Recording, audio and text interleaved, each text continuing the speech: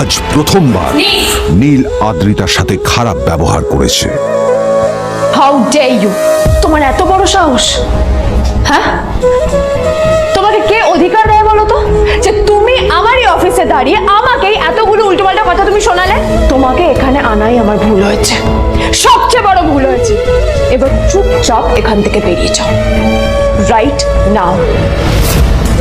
Gate out! Neel আদ্রিতার এই কথার কোনো উত্তর দিল না। নীল জানতো যে ও যতই কথা বাড়াবে আদ্রিতা ততই বেশি রেগে যাবে। আদ্রিতা যেন তেন ভাবে নিজের রাগ চেপে ব্যাপারটা ওখানেই শেষ করার চেষ্টা করলো, কিন্তু ও তো জানতো না যে ব্যাপারটা তখন সবে শুরু হয়েছে। কি হলো, শুনতে পাচ্ছিস না? কালা নাকি? আমারই সামনে দাঁড়িয়ে আমার কেনা গিফট নিয়ে তুই মজা করলি? কত বড় সাহস রে তোর! নিজেকে তো বিক্রি করে দিলে ওরকম একটা ডায়মন্ড নেকলেস তুই কিনতে পারবি। তোর এই গরিবের পারফিউম, সস্তা শার্ট, পায়ে একটা ফাটা চপ্পল নিয়ে নিজেকে বড় হিরো মনে করছিস? তোর নিজের কত দাম সেটা তোর নিজের জানা উচিত। Zero, big zero. সারা খরচা মাই চল।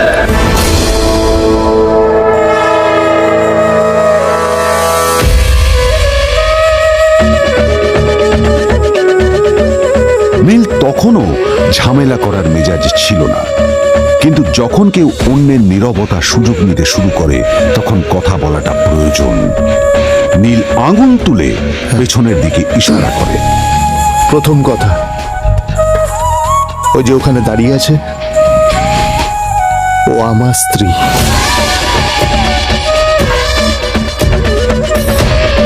তাই আমার স্ত্রীকে তোমার নেকলেস দেওয়ার কোনো অধিকার নেই। ওকে যদি নেকলেস দিতে হয় তাহলে আমি দেব। তাই এসব ফ্রডগিরি বন্ধ করো। আর দ্বিতীয় কথা, যার পকেটে পয়সা নেই ঝনঝন আওয়াজ করা তার মানায় না।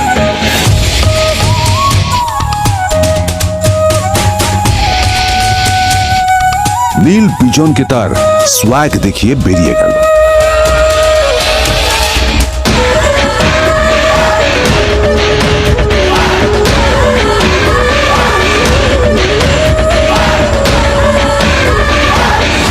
আদ্রিতার রাগে গজগজ করছিল। ওর জ্বলন্ত চোখের সামনে শুধু নীলের মুখটা ভেসে উঠছিল। ও যতই নীলের কথা ভাবছিল ততই ওর রাগ বেড়ে যাচ্ছিল। গত কয়েক মাস ধরে আদ্রিতার কোম্পানির অবস্থা একেবারেই ভালো ছিল না।